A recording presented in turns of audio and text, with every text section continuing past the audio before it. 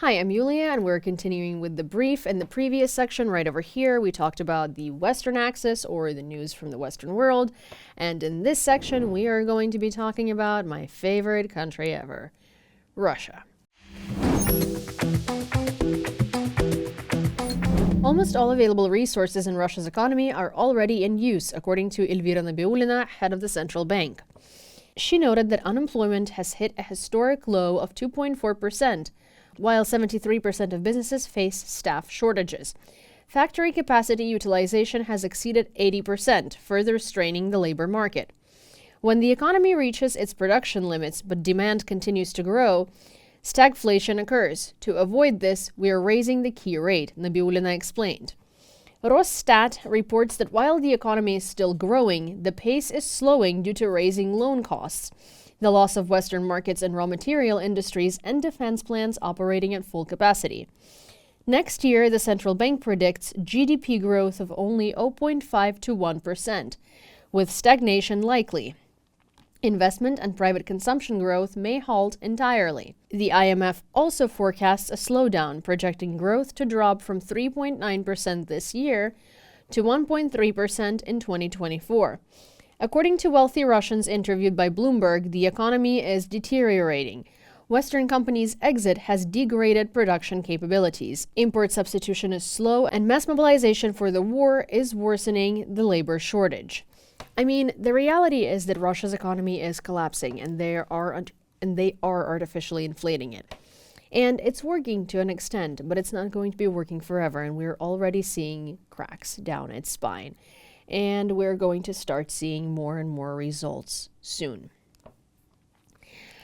Russia continues to face heavy losses in the war, with October marking the highest number of killed and wounded soldiers since the start of the full-scale invasion. However, the Russian army is far from depleted. According to the New York Times, Russia managed to mobilize around 900 people daily in the first half of 2024. And of course, while a lot of countries are talking about negotiations with Russia, which is so freaking wrong because this is the time of when we either push them and we win, or they push us and they win. But anyways, so a lot of leaders have been, floating this idea around of negotiations, and Putin was floating the idea of being okay with negotiations. Spoiler alert, he's not okay with negotiations. He wanted to blow up the American embassy.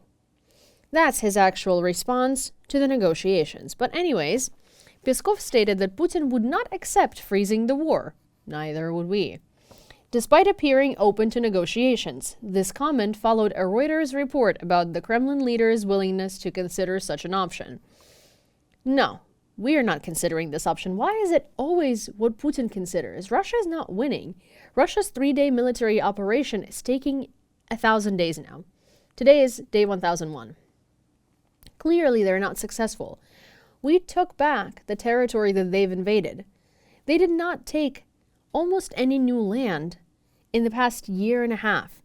And the huge progress that they've been making, in reality, it's bad for us, but it's tiny little gains.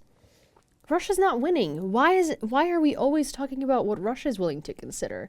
We're not willing to consider a frozen conflict.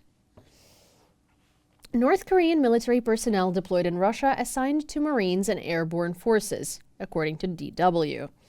South Korea's National Intelligence Service, NIS, reports that around 11,000 North Korean military personnel have been stationed in Russia's Kursk region. These troops underwent training in northeastern Russia to adapt to local conditions.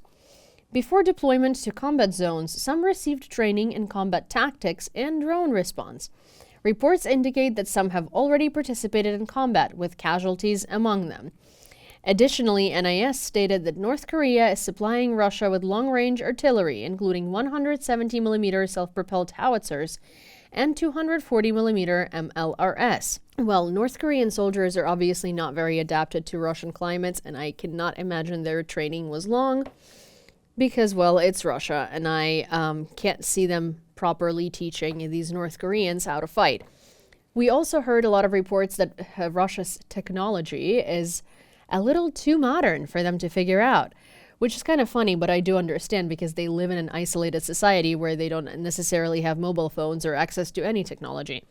So obviously Russia's technology for them is going to be wow. And then, of course, there are all of these confirmed reports that North Koreans are abusing their open internet privileges and quite literally spending their time watching porn, which is so funny.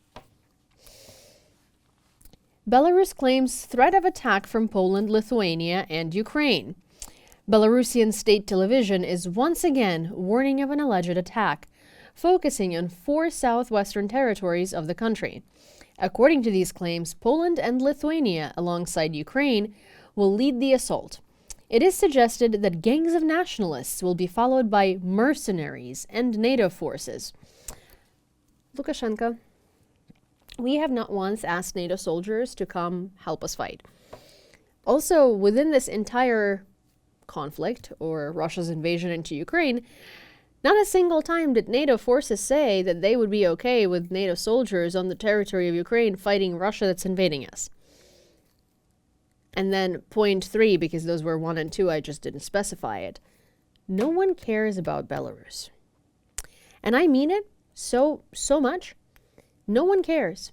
We've all kind of forgotten that it exists because, well, it betrayed us in the beginning. Then there was the Belarusian leader, Tsikhanovskaya, who was super entitled and thought that Zelensky has to meet her, go out of his way and meet her in the middle of the war, and also is obliged to help her fight because there is no free Ukraine without free Belarus. Yeah. Entitled as hell. But so there are lots of problems with Belarus, like its territory being used by Russia to fire missiles at Ukraine, their, leadership being as useful as Russian opposition. Yeah, no one cares about Belarus. No one's invading Belarus. No one's wasting resources or their breath on Belarus. I understand that they haven't been in the news for a while and Lukashenko wants to be relevant. That's why we're seeing these crazy assumptions or crazy things. But honey, no one's invading you. We forgot you exist. And on that note, that's all I have for you for today. Thank you for watching.